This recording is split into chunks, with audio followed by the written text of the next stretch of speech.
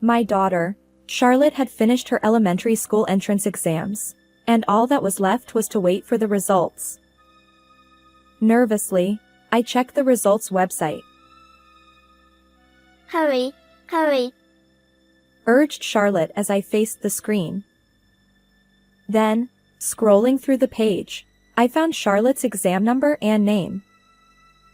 She had passed. Passed? Yay, yay, yay! We both jumped for joy, shouting with excitement. I quickly sent a message to my husband, Matthew, to tell him the results. Surely, he would be happy too. I even had a faint hope that he might drop everything and come rushing home.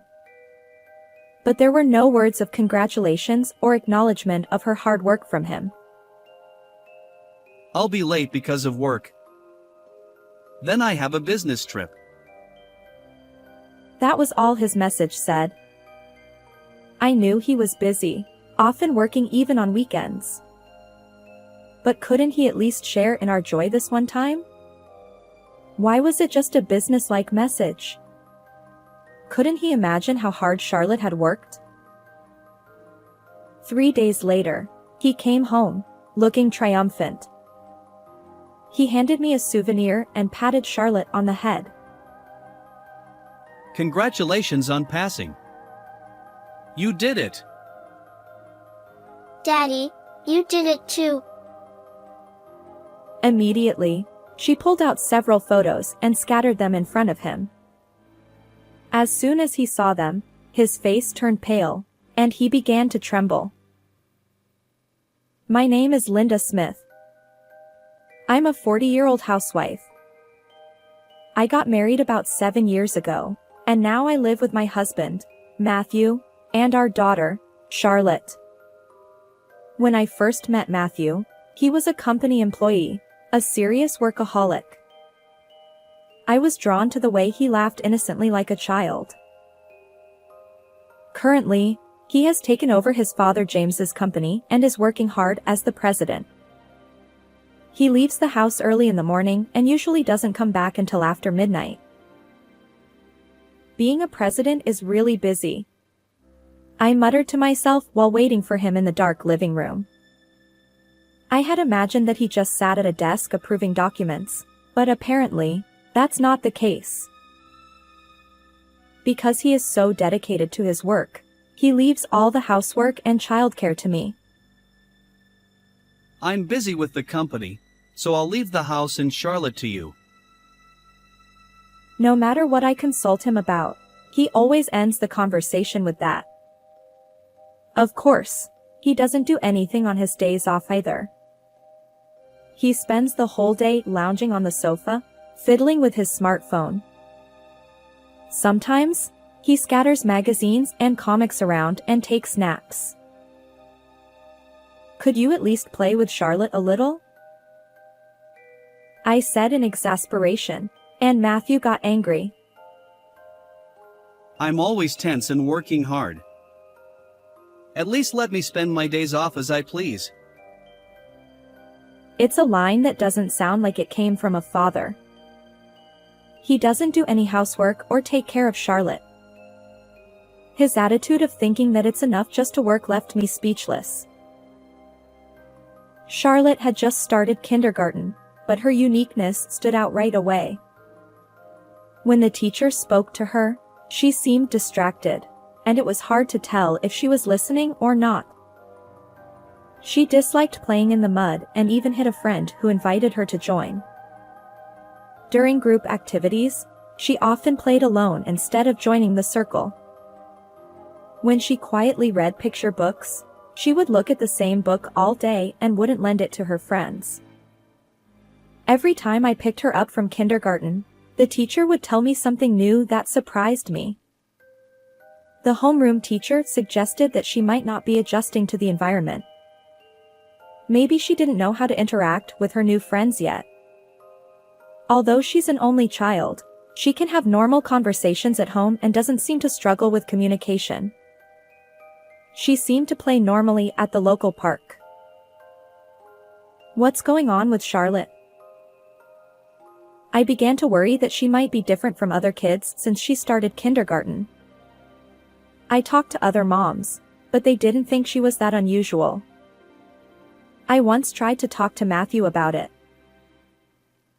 Charlotte isn't fitting in at kindergarten? Yes. She seems to play alone all the time and can't seem to play with her friends.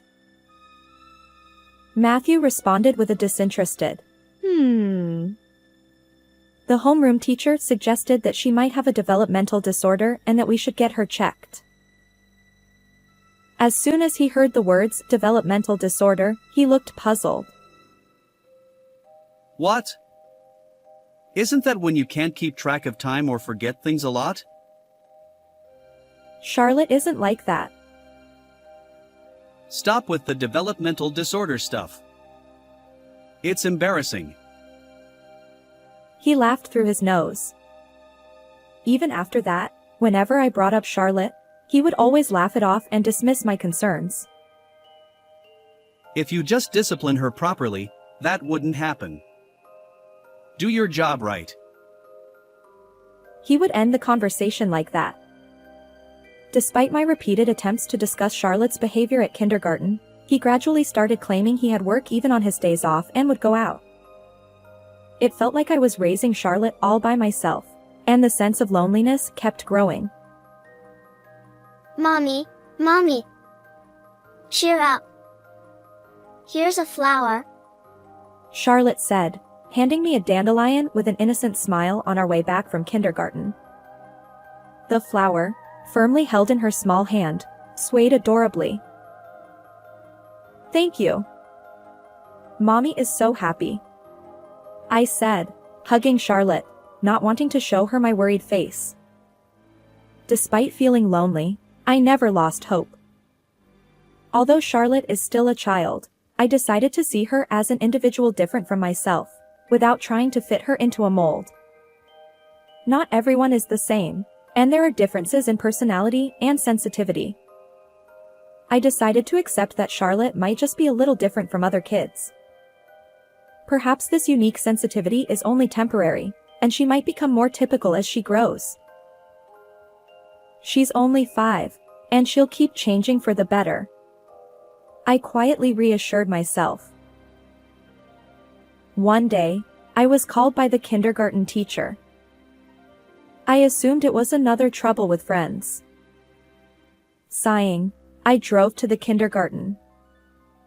By this time, such calls had become a daily occurrence, and I had grown accustomed to them, for better or worse. The familiarity was frightening, and I found myself oddly excited, wondering what they would say this time. When I arrived at the staff room, the homeroom teacher and the principal came to escort me to the meeting room. As soon as we sat down, the principal said, "Please have Charlotte take an intelligence test." I was so surprised that I was left speechless. My mind couldn't keep up with this unexpected turn of events. Are you saying that my child isn't very smart? I asked. The homeroom teacher quickly interjected. No, it's quite the opposite. She's actually exceptionally intelligent. The teacher pulled out a drawing that Charlotte had made and showed it to me. It depicted pansies and marigolds in a flower bed, and it looked like an accurate sketch. Each petal and leaf vein was intricately drawn, with shadows carefully added. Even though it was a black and white drawing, it gave the illusion that the flowers were actually there. It was not the level of drawing expected from a 5-year-old. Additionally, Charlotte seems to have an exceptional memory. She remembers things like who said what and when, even if it was days ago. This has caused trouble several times. If I recall correctly, there was an incident where she made a friend cry during an argument about who said what. Moreover, when a new picture book is read to Charlotte, she remembers the title, author, and every single word of the content after just one reading. When the teacher tries to read that book to the class, Charlotte starts reciting the rest of the story, saying, "I know that one." Is that really possible? My daughter? I thought back to how she was at home, but she had never drawn such intricate pictures or recited picture books. She usually watched videos on her tablet or looked at the motorcycle magazines and comics that Matthew had left lying around. However, both the homeroom teacher and the principal nodded solemnly at my incredulous expression. They strongly recommended that I have her take an intelligence test because it could affect Charlotte's future. At the time, I was skeptical, thinking that might be an exaggeration. I found out that there was a facility nearby where she could take the intelligence test. I made a reservation, but as I watched my daughter playing in the living room, she seemed no different from any other child.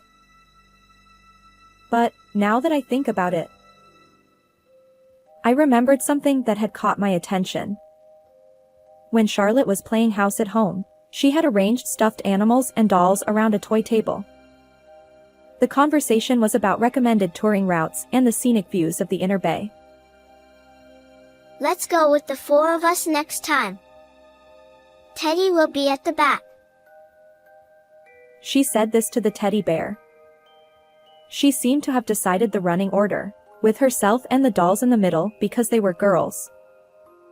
It might have been something she read in one of Matthew's discarded magazines, but it was a very realistic conversation. It wasn't the kind of talk you'd expect from a 5-year-old, like who was the dad, who was the mom, or what was for dinner. There was another time when my daughter used my laptop. I had opened it to look something up and stepped away for a moment, and Charlotte started using it. "What are you doing?" I asked. Mommy, I want to play chess. Is that okay? She replied. Peeking at the screen, I saw a chess game. It wasn't a children's chess software but the one pre-installed on the computer. Somehow, she had already moved several pieces. I wondered if a 5-year-old could really play chess. "Just for a little while," I said, thinking she would lose quickly. But to my surprise, she defeated the computer in no time. Weak, She muttered, staring at the screen with a sharp gaze that sent a chill down my spine. Once could be a coincidence, but even after several more games, she kept beating the computer. For a 5-year-old girl, her interests seemed quite unusual. "Could you be on your second life?" I asked on the day of the intelligence test, while driving to the support center. What's that? Sitting in her car seat, my daughter looked at me with a puzzled expression. She was just a regular 5-year-old after all. Maybe she was just a bit ahead of her peers. I didn't want to put too much pressure on her by having high expectations. "It's nothing." "Charlotte, you're so cute," I said. I didn't think the test results were that important. As long as Charlotte could be herself and make the most of her unique personality and sensitivity, that was enough. This test was just the first step in understanding her. When we went to hear the results a few days later, we found out that she was a genius with an IQ of 130. What? I was so surprised that I nearly jumped a foot out of my chair. The average IQ for children is around 100. But Charlotte had far exceeded that, scoring an exceptionally high number. I glanced at my angelic daughter with her innocent smile and wondered what she was thinking. IQ? She giggled, saying it was strange. If she had an IQ of 130, it made sense that she could recite picture books and draw sketches. At that moment, I decided to have Charlotte take the entrance exam for elementary school if it would benefit her future. When I informed the kindergarten teachers of the results, they were equally surprised. They were also pleased and supportive when I told them about the decision to have her take the entrance exam. That day, I went home with a stack of elementary school brochures. From then on, our days were filled with studying for the exam. I found a good prep school and planned to prepare her for the test. There were many things to prepare for besides the written test. Despite this, Charlotte seemed to enjoy the enthusiastic guidance from the prep school teachers and studying at home. Mommy, what's next? She didn't seem to mind learning new things and applying that knowledge. Once she learned something, she wanted more and more. Like a dry sponge soaking up water, she absorbed everything. She was also good at drawing, using scissors and glue, and was fairly athletic. Her weakness is that she struggles with cooperating with friends and reading the situation around her. Try to listen to the teacher properly, I said. It's boring. The teacher tells you what everyone will do next. She has a schedule. Your friends follow that schedule too. You can't play musical chairs if you don't know when to start. I don't understand the point of playing musical chairs. Why do we play it? There are several reasons, but one is to learn to play by the rules. Oh, I see. When she understood, her face lit up with a smile. When things were explained step by step, she accepted them surprisingly smoothly. As I continued to teach her in this detailed manner, Charlotte gradually started to get along with her friends. The number of troubles decreased significantly, and I felt relieved. On the other hand, Matthew's attitude towards Charlotte was cold. He was rarely home due to working on weekends, so he hardly saw Charlotte. When he passed by the living room where Charlotte was studying, he would snort. I heard people with developmental disorders are only smart in the head.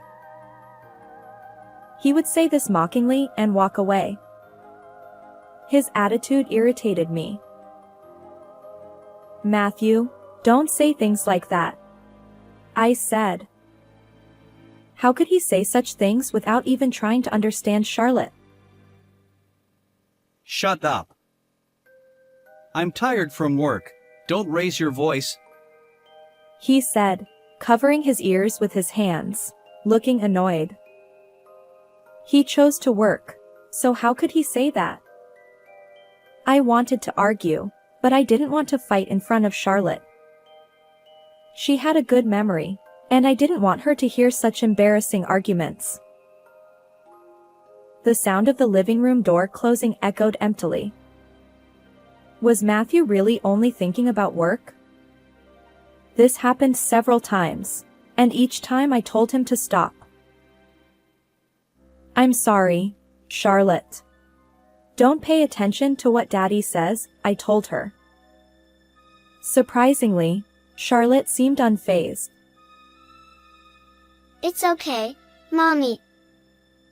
Besides, everything Daddy says is a lie.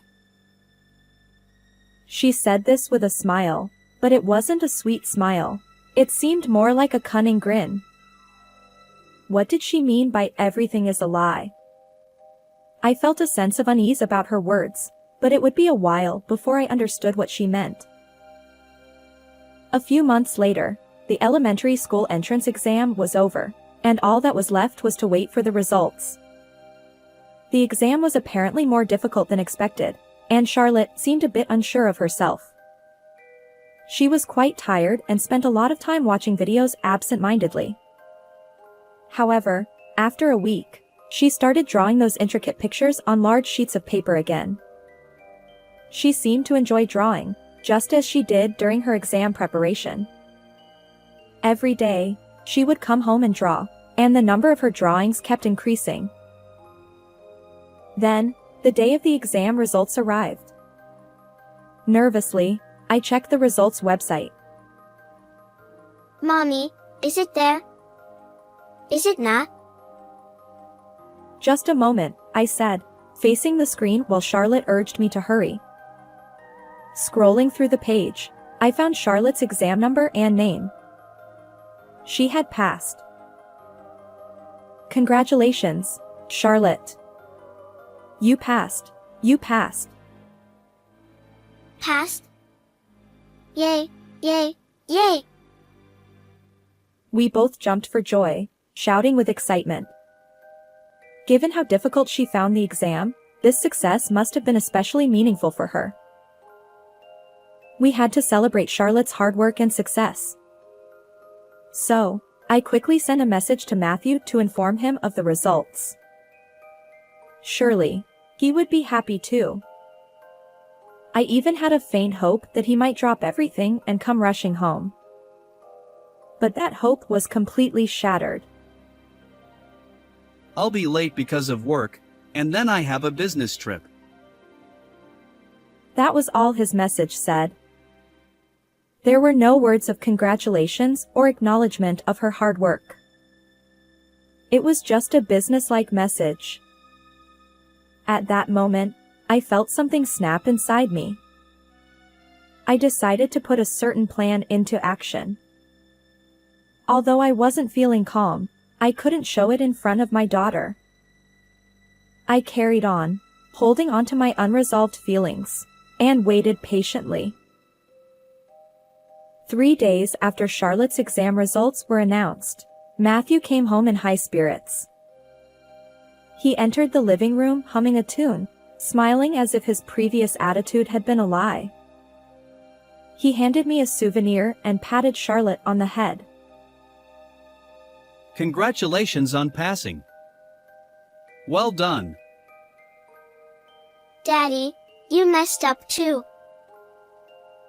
Immediately, Charlotte pulled out several photos and scattered them in front of Matthew.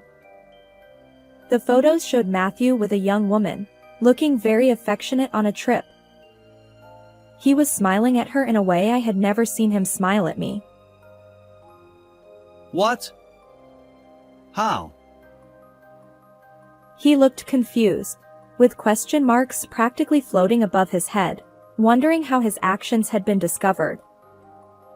I, on the other hand, looked at him with a cold stare. Suppressing my boiling anger, I began to explain without raising my voice. Actually, Charlotte had a photographic memory, the ability to instantly remember what she saw. Her kindergarten teacher had mentioned that her memory was exceptionally good, and it was due to this ability. During Charlotte's exam preparation, Matthew was sitting on the sofa, facing away from the dining table, looking at his messages. From her vantage point at the table, Charlotte could see the contents of the messages. That's how I found out from Charlotte, I explained. Charlotte had memorized the details of when and where the trip would take place and told me the next morning. Hey, Daddy is going on a trip.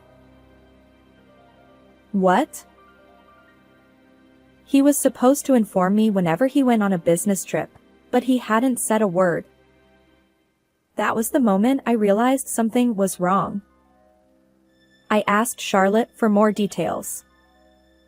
When she said, "Everything Daddy says is a lie," I didn't understand what she meant at the time.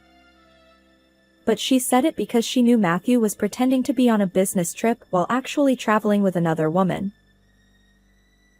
There's no way that's true. This isn't a comic book. I've been suspicious of you for a while, I said. What? Matthew looked as if he'd been hit with a ton of bricks.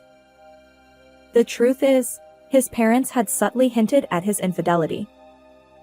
His father, James, had already retired but had heard about Matthew's actions through old acquaintances. At first, I didn't want to believe it. But when I heard from Charlotte, I immediately contacted your father, I continued. Why? He told me to let him know if anything happened with you. I tried to get the schedule details from Charlotte. Although she couldn't read difficult words like place names or hotel names yet, she could remember what she saw on the screen and draw it on paper. You mean you had her draw the screen from memory? Exactly. Among the many sheets of paper Charlotte had drawn on, there it was. She had drawn Matthew's smartphone screen across several sheets. I pulled them out and showed them to Matthew, just as the kindergarten teacher had shown me before. The drawings included not only the conversation but also the battery level and the time the messages were sent. Even Leonard da Vinci would be impressed. Matthew turned pale and started trembling as soon as he saw the drawings. I took photos of these drawings and sent them to James, informing him of Matthew's schedule. James secretly went to the location and took photos of Matthew and his mistress during their trip. Faced with this evidence, Matthew had no way to deny it. No way. This can't be happening.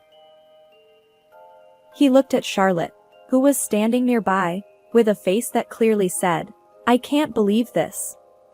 He never imagined that the daughter he had mocked so much would get back at him like this. I stepped between Charlotte and him, deciding to change the subject.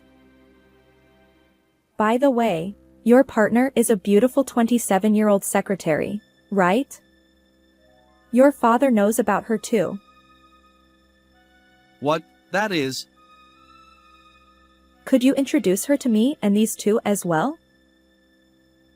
As soon as I finished speaking, the door opened, and his parents walked in. They had been hiding in the back room all along. Matthew turned even paler and started sweating profusely. I even wondered if I should get him some water.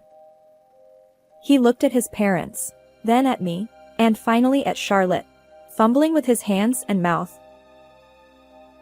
"Matthew, let's hear your explanation." James was furious, to the point where you could almost hear a dramatic sound effect. He looked like he was about to sprout horns like a demon.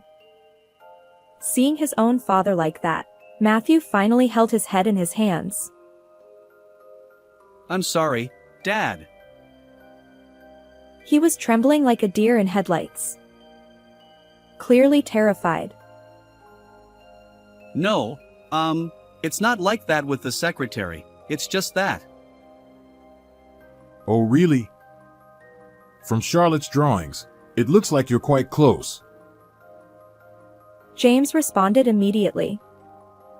The messages were filled with heart emojis, far from typical business communication. No, it was just for fun. She asked me to do it, and I couldn't refuse. "So you were just following the secretary's orders?" But, I thought it was necessary for smooth communication with my subordinates. "What smooth communication are you talking about?" It was like a thunderbolt had struck. Taking this as a cue, my mother-in-law took Charlotte to the back room. Then, a fierce lecture rained down on Matthew for about 2 hours. Shouts of, "What are you doing with a wife and child?" echoed through the room. "A man who neglects his family cannot be trusted to lead a company." James declared that Matthew would be removed from his position as president and disowned. "You are no longer welcome in the Smith household." No, this is too much. "You should realize the gravity of what you've done." James glared at Matthew, silencing him. From that day on, Matthew's attitude towards Charlotte and me changed drastically. He started buying cakes and flowers and eagerly helping with household chores, as if trying to win my favor. However, I had already made up my mind. "I'm divorcing you," I said. After Charlotte went to bed, I spread out the prepared documents and handed Matthew a pen. "Sign here." Matthew, looking nervous and sweating, tried to persuade me. I was wrong. Please, don't divorce me. I'll work hard to find a job. I can't agree to that.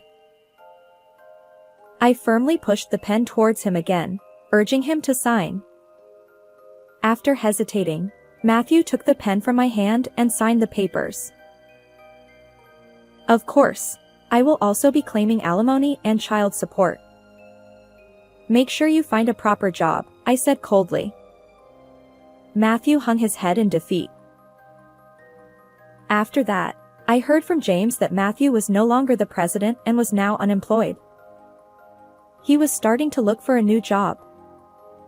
The beautiful secretary he had been seeing broke up with him as soon as he resigned.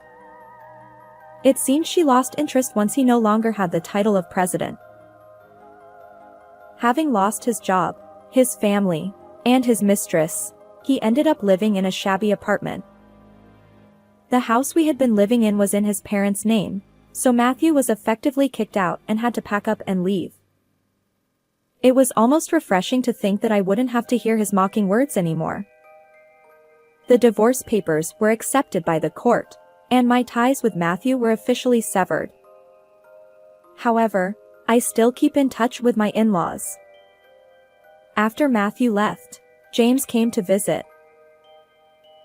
I apologize for my son's rude behavior. He apologized deeply, holding a box of expensive sweets, which made me feel apologetic. It's okay, really. Please don't worry about it. As a way to make amends, feel free to use this house as you like, for Charlotte's sake as well. Really, is that okay? I had been thinking about where Charlotte and I would live. This house was conveniently located near the elementary school she was supposed to attend. It felt like a stroke of luck. James even said we didn't need to pay rent, but I declined that offer. After discussing it, Charlotte and I decided to rent the house, and we continued to see my in-laws frequently. Charlotte seemed to be very fond of James, always sticking close to him. When she drew a portrait of him for his birthday, James was moved to tears. My daughter is now in elementary school and attends every day with great enthusiasm. At first, I was worried about whether she would fit in at school. However, once school started, Charlotte seemed to feel comfortable and was living her days freely. She even draws pictures in her sketchbook during breaks and shows them to her friends. I'm going to be Picasso when I grow up. What? Picasso? Picasso is often called the greatest artist of the 20th century. I'm going to art school. She said this with a serious face while working on her drawings in the living room. She had already created hundreds of drawings. Considering art school entrance exams is quite early for an elementary school student. However, she might actually skip grades and become an art student. When I told my in-laws about this, they responded positively, saying they would support her. When she was in kindergarten, Charlotte had trouble fitting in with her friends and faced many challenges. It was a tough time, but it turned out that Charlotte was simply a gifted child. Once we realized this, she was able to overcome the elementary school entrance exam and now has a goal of attending art school. This is a significant change. Believing in her abilities and talents was not a mistake. Though she is small, she is now taking her first steps forward. I want to continue supporting Charlotte so that her future will be bright, even if my contribution is small. How did you like this story? Please don't forget to subscribe to the channel. See you in the next video.